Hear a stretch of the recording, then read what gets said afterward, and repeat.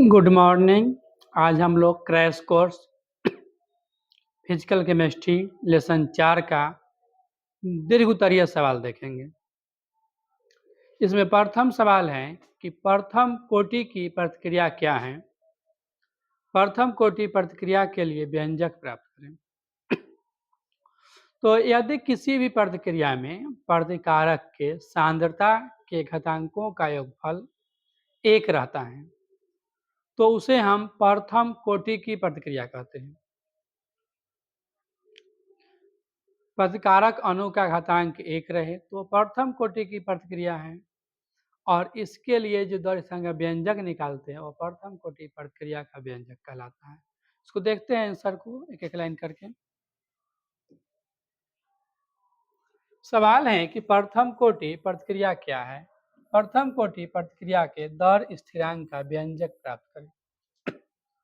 तो यदि किसी रासायनिक प्रतिक्रिया में प्रतिकारकों के सांद्रता का घातांकों का योगफल 1 होता है तो उसे प्रथम कोटि की प्रतिक्रिया कहते हैं। जैसे प्रतिक्रिया में प्रतिकारक लिया गया है PCl3 और Cl2, यह रिएक्शन कर PCl5 बनाता है। प्रतिक्रिया की दर समानुपाती है PCl की मोलर सांद्रता और Cl2 की मोलर सांद्रता। PCl में P अलग कण है, Cl अलग कण है, असमान कण है तो इसके पावर 1 किए गए हैं, जबकि Cl2 समान कण है, इसमें 2 को केवल Cl ही है तो समान कण का पावर 0 है। सांद्रता का पावर लेने में असमान कण का 1 और समान कण का 0 होता है। प्रतिक्रिया कोटि निकाले हैं तो इसका योगफल होता है 1 + 0 = 1 रह गया है। तो यह प्रथम कोटि प्रतिक्रिया का उदाहरण है। इसमें आगे प्रथम कोटि प्रतिक्रिया का व्यंजक निकालना है। तो ऐसा माना गया है कि माना कि एक रासायनिक प्रतिक्रिया है, इसे प्रतिकारक A है जो प्रतिफल B में बदलता है, जिसमें प्रतिकारक की प्रारंभिक सांद्रता जो है A मोल पर लीटर है, जो कुछ समय मतलब T समय के बाद प्रतिफल B के X मोल पर लीटर का निर्माण करता है एवं यह प्रथम कोटि की प्रतिक्रिया है। तो दिखाया गया है कि प्रतिक्रिया में प्रतिकारक A है जो प्रतिफल B में बदलते हैं। तो ऐसा माना गया है कि प्रारंभ में इसकी सांद्रता A मोल थी, तो A की सांद्रता A थी या B की सांद्रता कुछ नहीं थी, 0 थी। कुछ समय बीतने के बाद B की सांद्रता का X मोल बना, तो जब B की सांद्रता X मोल बनेगा तो A की सांद्रता A - X हो जाएगा। पहले से A था तो इसका X बन गया, तो अब A - X बचा हुआ है। अगर प्रतिक्रिया की दर लिखा जाए तो प्रतिक्रिया की दर समानुपाती होगी A - X, क्योंकि प्रतिक्रिया की दर प्रतिकारकों के मोलर सांद्रता पर निर्भर करती है। फिर समानुपाती तोड़ते तो स्थिरांक K लेते हैं, प्रतिक्रिया की दर बराबर K × A - X का पावर 1 रहा। प्रतिक्रिया की दर को संक्षिप्त में dx/dt से लिखा जाता है, तो dx/dt बराबर K × A - X। इधर से किया गया है कि dt को इधर किया गया है और A - X को इधर किया गया है, तो dx/A - X बराबर K dt प्राप्त हुआ है। दोनों तरफ समाकलन करने पर इसका जब समाकलन किया गया है तो यह समाकलन चिन्ह लगाया गया है, समाकलन dx/A - X बराबर K dt। इसका समाकलन करने से सूत्र के प्रयोग होता है इसमें, और सूत्र से इसका समाकलन होता है -log A - X।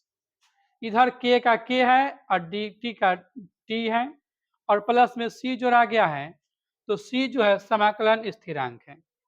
यह एक बीच का लाइन है जो इससे ऊपर होना चाहिए था, जो बीच में हो गया है।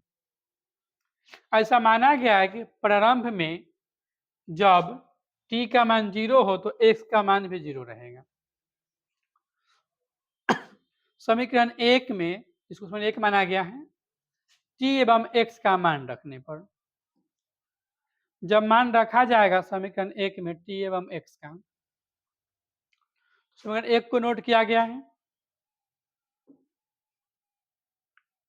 इसमें मान रखकर दिखाते हैं, रखा हुआ नहीं है, माइनस लॉग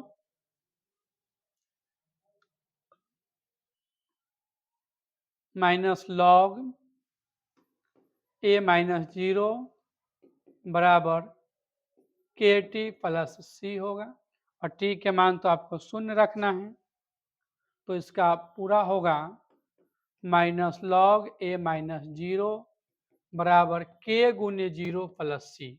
जब t और x के मान रखें तो यह प्राप्त हुआ है। उसके बाद माइनस लॉग a बचेगा बराबर k गुने 0 0 हो जाएगा, c बचेगा, माइनस लॉग a बराबर c। तो c का मान है माइनस लॉग a, जहाँ पे c लिखा हुआ वहाँ पे अगले स्टेप माइनस लॉग a लिखा गया है, तो इधर से उसे प्राप्त किया गया है।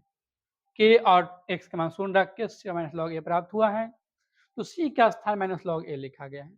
उसके बाद जो बात इधर माइनस में थी उसको इधर लाया गया तो प्लस में आ गया है, बाकी जैसा यह था वैसा लिखा गया है, फिर जैसा था वैसा लिखा गया है। उसके बाद के टी को पहले लिखा गया, इस सबको जैसे था वैसे नोट कर दिया गया है। उसके बाद के टी है, यहाँ से एक सूत्र होता है लॉग का, समाकलन में लॉग m माइनस n बराबर होता है लॉग m बटे n। इसी सूत्र का प्रयोग करके इसको चेंज किया गया है, लॉग m माइनस n को लॉग a बटे a माइनस x लिखा गया है। यह ऐसे लिखाएगा के टी बराबर लॉग a बटे a माइनस x। उसके बाद अगर इस लॉग को इस लॉग में चेंज किया जाए, एलियन लॉग को एलओजी लॉग में चेंज किया जाए तो 2.303 से गुना करना होता है, वही गुना किया गया है, एलियन लॉग को एलओजी लॉग में चेंज किया गया है, तो 2.303 से गुना किया गया है, तो टी बराबर 2.303 बटे के लॉग ए बटे ए माइनस एक्स है। समीकरण 2 माना गया है इसको, और समीकरण 2 ही प्रथम कोटि प्रतिक्रिया का व्यंजक है। जो 2 हमें समीकरण प्राप्त हुआ है यह प्रथम कोटि प्रतिक्रिया का व्यंजक है। ऐसा माना गया है कि जो t है इसका समय है, k दर स्थिरांक है, a प्रारंभिक सांद्रता है और a माइनस एक्स अंतिम सांद्रता है।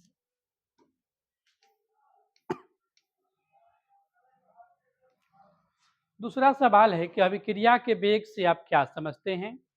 अभिक्रिया के वेग को प्रभावित करने वाले कारकों को लिखें। अभिक्रिया के वेग का मतलब है किसी अभिक्रिया को पूर्ण होने के लिए जितनी समय की आवश्यकता होती है उसे हम अभिक्रिया का वेग कहते हैं। जैसे हमें साइकिल चलाकर 1 किलोमीटर जाना है, तो 1 किलोमीटर दूरी साइकिल से जाने में हमें जो 5 मिनट 7 मिनट समय लगेगा वो हमारे साइकिल चलाने का वेग है। तो अभिक्रिया को भी पूर्ण होने में जितनी समय लगती है अभिक्रिया की वेग कहलाती है।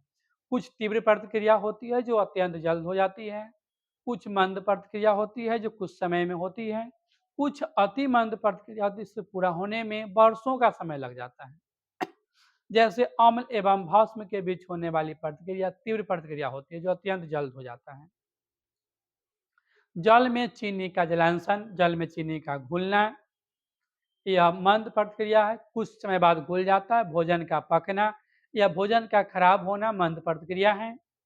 जबकि किसी भी चीज का संक्षारण होना, जैसे लोहे में जंग लगना, पेंट का काला पड़ना, कपड़े के रंग का मलिन होना, ये सब अति मंद प्रतिक्रिया है। इस सब को पूरा होने में वर्षों का समय लगता है। उसके बाद है कि प्रतिक्रिया की वेग को प्रभावित करने वाले कारक। तो अगर हम साइकिल चलाने की प्रतिक्रिया समझें तो साइकिल चलाना, हम जो साइकिल का स्पीड होता है कहाँ कहाँ निर्भर कर सकता है, तो रोड की स्थिति पर निर्भर कर सकता है कि रोड कैसा है। अच्छा रोड पर साइकिल तेज चलेगा और कमजोर रोड पर या खराब रोड पर साइकिल अच्छा नहीं चलेगा। उसके बाद रोड पर उपस्थित ब्रेकर पर निर्भर कर सकता है, जिसमें ब्रेकर ज़्यादा होगा जाने में अधिक समय लगेगा, जिसमें ब्रेकर कम होगा जाने में कम समय लगेगा। उसके बाद निर्भर कर सकता है रोड पर ट्रैफिक की स्थिति, कि रोड पर आप अकेले चल रहे हैं कि रोड पर बहुत भीड़ है। अकेले चलेंगे तो फास्ट चल सकते हैं, बहुत भीड़ होगा तो आपको स्लो चलना होगा। उसके बाद निर्भर कर सकता है मौसम की स्थिति, कि कैसा मौसम चल रहा है, धूप है कि ठंडा है कि बरसात है, उस पर निर्भर कर सकता है। ये सब साइकिल का स्पीड निर्भर कर सकता है, तो ये सब है साइकिल की दर को प्रभावित करने वाला कारक। उसी प्रकार से जब प्रतिक्रिया होती है तो प्रतिक्रिया की दर निर्भर करता है प्रतिकारकों की भौतिक अवस्था पर, कि प्रतिकारक किस अवस्था में है। प्रतिकारक की 3 गो अवस्था होती है, ठोस, द्रव और गैस। ठोस अवस्था में पदार्थ जल्दी मिल नहीं पाता तो प्रतिक्रिया स्लो होती है। द्रव में मिल पाता है तो प्रतिक्रिया तेज होती है। गैसों को मिलना सबसे आसान होता है, इसलिए गैसीय अवस्था में प्रतिक्रिया सबसे तेज होती है। उसके बाद होता है प्रतिकारक की प्रकृति। जैसा प्रतिकारक है उसके बीच है, दूसरा उसके बीच है और दोनों में समान बंधन है तो प्रतिक्रिया तेज होगा। जैसे प्रतिकारक अणु के बीच आयनिक बॉन्ड है तो प्रतिक्रिया तेज होगा, एवं सहसंयोजक बॉन्ड है तो प्रतिक्रिया स्लो हो जाएगी, क्योंकि आयनिक बंधन जल्दी टूटता है और सहसंयोजक बंधन टूटता नहीं है जल्दी। उसके बाद हो सकता है उत्प्रेरक पर। उत्प्रेरक भी प्रतिक्रिया की दर को प्रभावित करते हैं। सूर्य की प्रकाश पर कुछ रासायनिक प्रतिक्रियाएं सूर्य की प्रकाश में तेज गति से होती हैं, जबकि वही प्रतिक्रियाएं रात के अंधेरे में मंद गति से होती हैं। ये सब बहुत सी कारक हैं जिस पर प्रतिक्रिया की दर निर्भर करता है। सबको एक एक करके देखते हैं।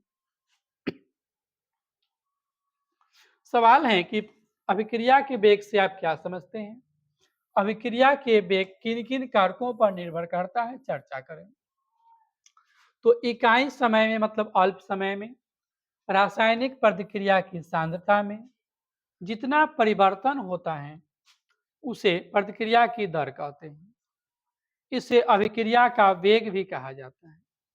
इसे स्मॉल आर से सूचित किया जाता है। इसकी इकाई मोल पर लीटर पर सेकेंड होती है। उसके बाद हेडिंग बनता है कि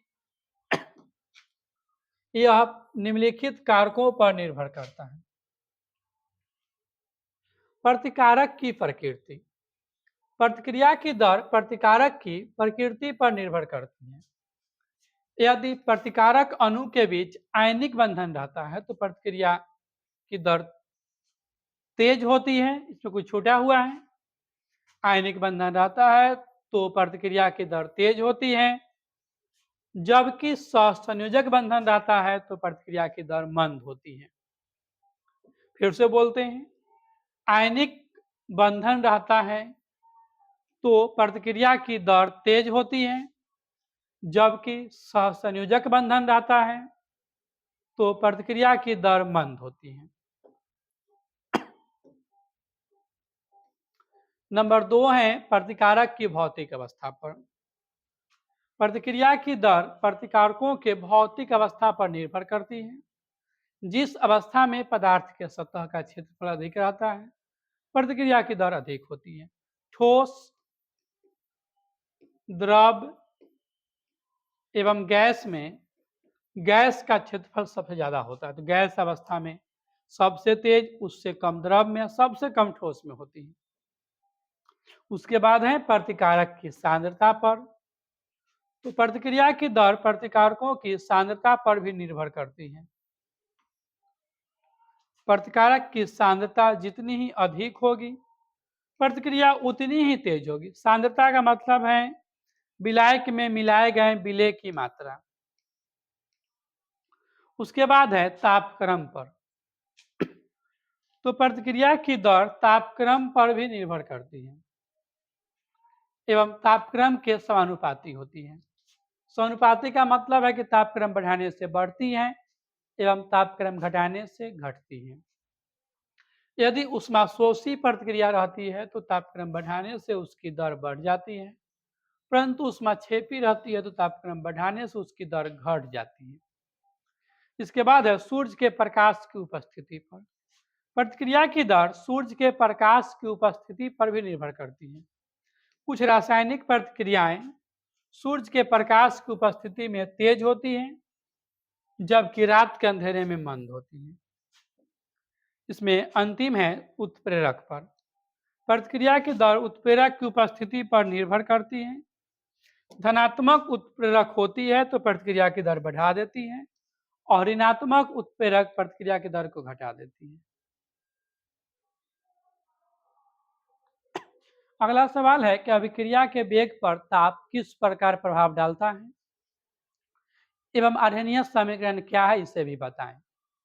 तो जो अभिक्रिया की वेग है वह ताप पर निर्भर करती है, बहुत ही निर्भर करती है।